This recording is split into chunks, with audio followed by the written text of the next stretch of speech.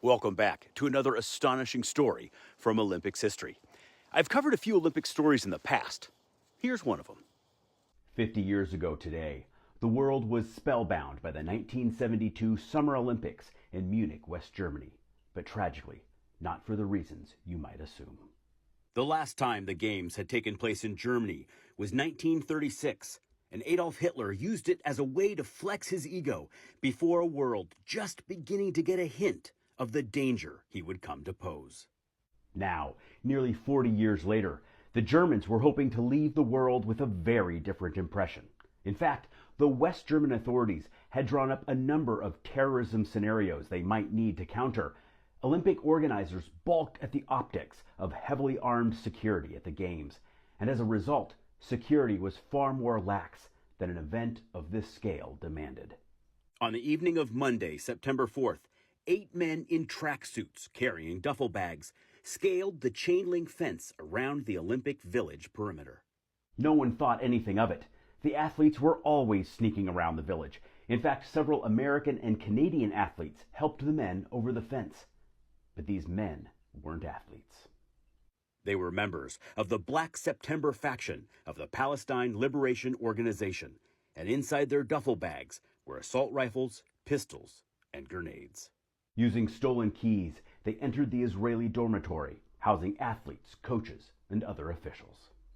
When armed, masked men appeared in the doorway, a wrestling referee inside shouted a warning to his sleeping roommates and threw his 300-pound bulk against the door in an attempt to stop the intruders from forcing their way in.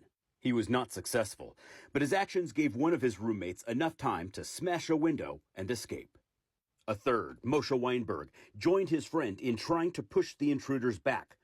He was shot and, bleeding profusely, was forced at gunpoint to help the terrorists round up more hostages. He led them past one apartment, claiming the occupants were not Israelis, and on to a third room full of wrestlers and weightlifters that he hoped might be able to overpower their intruders. But the men inside were all surprised in their sleep and unable to put up a fight. While being marched to another room, Weinberg and one of the other weightlifters attacked their gunmen. Both were gunned down. In all, the terrorists took 9 hostages, made up of coaches, judges, and athletes. One was a former resident of the Soviet Union who had just arrived in Israel 4 months prior. Another was an American with dual citizenship. The youngest was just 18. Remember the room they passed because Weinberg claimed that no Israelis resided there? One of the athletes inside was a concentration camp survivor. Woken by the commotion, he and the rest of the men in that room were able to jump from their second-floor balcony and run to the American wing of the dormitory to alert the world of the attack. The hostage takers demanded the release of hundreds of Palestinians and other non-Arabs jailed in Israel. To prove their resolve, they threw Weinberg's body out of the front door of the residence. The official Israeli response was immediate and absolute. There would be no negotiation. Meanwhile, German negotiators convinced the terrorists that their demands were being considered, while 40 West German police officers, dressed in Olympic sweatsuits, kicked off a rescue operation. Their plan was to crawl down from the building's ventilation shafts and surprise the terrorists. What they didn't realize is that camera crews were broadcasting everything on live television, and the terrorists saw the men moving into position. They threatened to kill several of the hostages, and the police were forced to retreat. Negotiators demanded to see that the hostages were still alive. 2 were brought to the second-floor window and allowed a brief conversation at gunpoint. A few minutes later, 2 Olympic officials were briefly allowed inside. They reported that the hostages appeared to have been beaten, were suffering from broken bones, and at least one had been shot. They also reported that there were only 4 or 5 attackers. There were, of course, more, hiding out of view, something that would later come to haunt the police. The Palestinians demanded a plane to take them to Cairo, and the authorities pretended to agree. A plan was drawn up. 2 military helicopters would transport the terrorists and their hostages to a nearby NATO airbase, where a plane would be waiting.